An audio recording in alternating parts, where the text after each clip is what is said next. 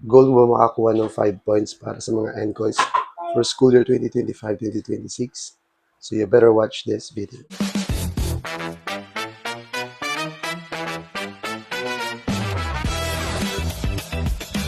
Next na NCOY nating pag-uusapan this time is about sa PPST 7.1.2 o mas kilala bilang Apply the Personal Philosophy of Teaching that is Learner-Centered.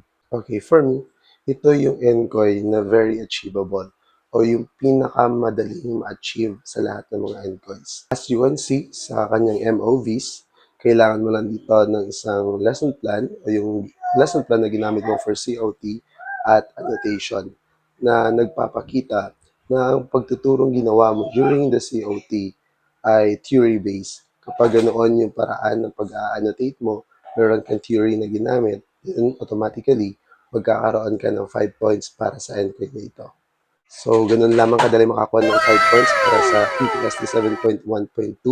At kung meron kayong tutunan sa video ito, please like and subscribe. Maraming salamat.